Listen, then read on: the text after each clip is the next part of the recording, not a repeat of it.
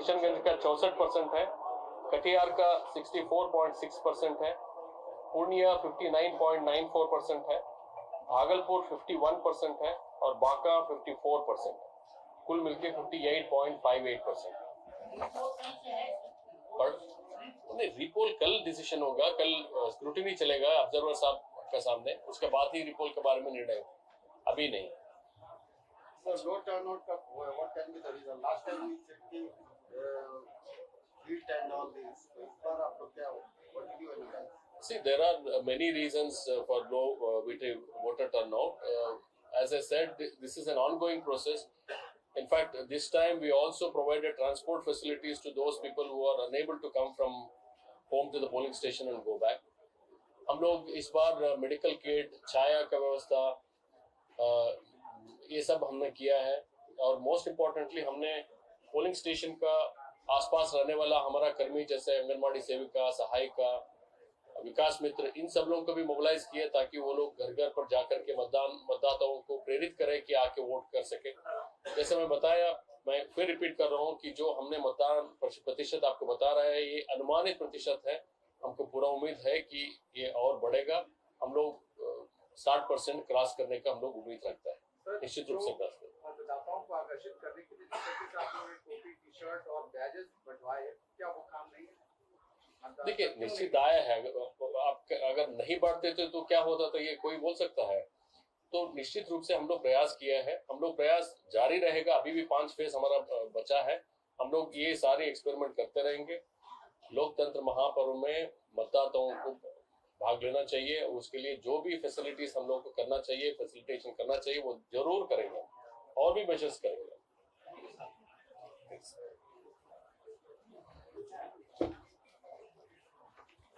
आज लाइन लगी हुई है, पूर्णिया, किशनगंज, कटिहार।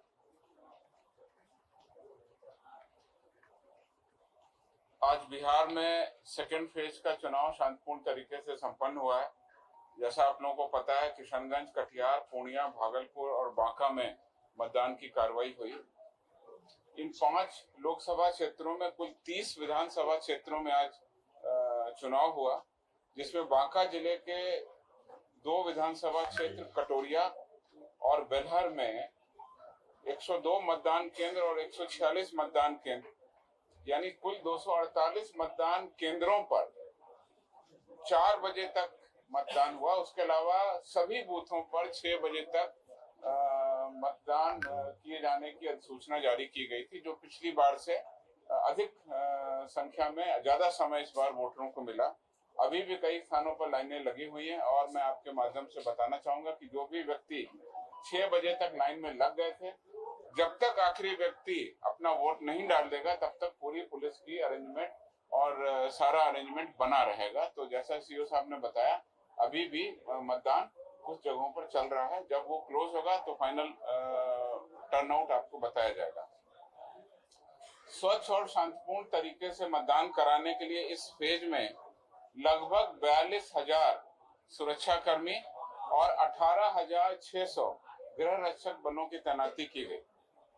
सुदूर क्षेत्रों में घुड़सवार दस्ता एवं नदी क्षेत्रों में तो नाव से निगरानी की भी व्यवस्था की गई।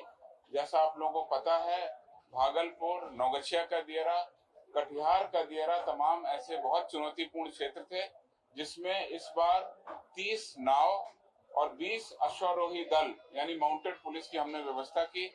साथ ही साथ बम निरोधक दस्ता, वायरलेस सेट, सैटेलाइट फोन और आवश्यकता अनुसार ड्रोन का भी उपयोग किया गया।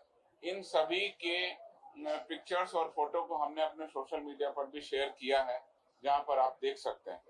लगातार बिहार पुलिस द्वारा चुनाव की घोषणा के बाद एवं आदर्श आचार संहिता की तिथि से लगातार छापामारी, गिरफ्तारी, निरोधात्मक कार्रवाई की गई। साथ ही साथ सुरक्षा बलों द्वारा एरिया डोमिनेशन, डीमाइनिंग, रूट सैनिटाइजेशन की कार्रवाई की गई। इस द्वितीय चरण के लिए 1799 वल्नरेबल टोलों की पहचान की गई और बड़े पैमाने पर गैर जमानती वारंटों का निष्पादन किया गया। जैसा कि आप लोग समझ रहे हैं, सेकेंड फेज का चुनाव बहुत चुनौतीपूर्ण था। एक तरफ हमारे पास अंतर्राष्ट्रीय सीमा थी भारत नेपाल की, दूसरी तरफ अंतर्राज्यीय जिलों में वेस्ट बंगाल और झारखंड की बहुत बड़ी सीमा से लगा हुआ चुनाव था। इस अवसर पर हमने अंतर्राष्ट्रीय सीमा पर 36 चेक पोस्ट, अंतर्राज्यीय 47 चेक पोस्ट और उसके अलावा अंतर जिला एवं जिलों के अंदर कुल 195 चेक पोस्ट सहित कुल 278 चेक पोस्ट लगाए, जो चुनाव के दिन तक कार्यरत रहे, जिसके कारण ये चुनाव पूरी तरह से शांतिपूर्ण संपन्न हुआ। इस अवसर पर निरोधात्मक कार्रवाई का मैं ब्यौरा दे दूं। कुल 16 मार्च यानी आदर्श आचार संहिता लागू होने की तिथि से अभी तक 29,250 लोगों को बॉन्ड डाउन किया गया और 490 अपराध कर्मियों के विरुद्ध क्राइम कंट्रोल एक्ट के तहत कार्रवाई की गई। इस अवधि में फेज 2 के जिलों में 106 हथियारों की बरामदगी की गई और इसी अवसर पर लाइसेंसी हथियारों का दुरुपयोग न हो, इसके लिए 2,927 लाइसेंसी हथियारों को भी जमा करा लिया गया। बिहार पुलिस के द्वारा इस अवधि में करीब 30 लाख रुपए जब्त किए गए। अवैध शराब की बरामदगी 34,384 लीटर हुई और लगभग 21.5 किलोग्राम अवैध मादक पदार्थों को भी हमने जब्त किया। बिहार पुलिस के द्वारा कुल जब्त की गई सामग्रियों की वैल्यू 4 करोड़ 40 लाख रुपए पाई गई। इस अवसर पर आदर्श आचार संहिता के 20 मामले प्रतिवेदित हुए, सभी में यथोचित कार्रवाई की गई और आगे की जांच की कार्रवाई की जा रही है। सोशल मीडिया के माध्यम से भी लगातार निगरानी रखी गई। फेक न्यूज, अफवाह फैलाने वालों पर भी यथोचित कार्रवाई की गई। मतदान के क्रम में आज सुबह 7 बजे से लेकर अभी जो मतदान चल रहा है, उसमें अभी तक जो कार्रवाई की गई है, उसमें कुल 126 लोगों को निरोधात्मक कार्रवाई के तहत गिरफ्तार किया गया, जिसमें किशनगंज में 20, कटिहार में 31, पूर्णिया में 29, भागलपुर में 46 लोगों को निरोधात्मक कार्रवाई के तहत डिटेन किया गया, गिरफ्तार किया गया। इसके अलावा पूर्णिया में 1 वाहन और 1 लीटर शराब भी आज बरामद की गई। चुनाव पूरी तरह से शांतिपूर्ण संपन्न हुआ। कहीं से किसी भी अप्रिय घटना की सूचना या किसी भी झगड़े की सूचना नहीं है। Thank you.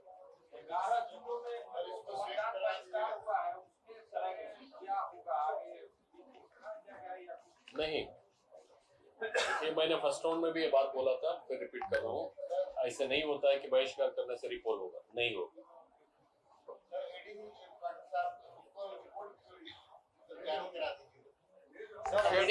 मीडिया ग्रुप पे डाल देंगे। सर, ऐसा कोई कंप्लेंट है position of names from voter? देखिए, इस तरह से कंप्लेंट मिला था एक पॉलिटिकल पार्टी से। वो तो देखिए, हम लोग ड्राफ्ट वोटर लिस्ट पब्लिश करते हैं। अक्टूबर 27 को हमने पब्लिश किया। फाइनल मतदाता सूची को हमने पब्लिश किया था जनवरी 22।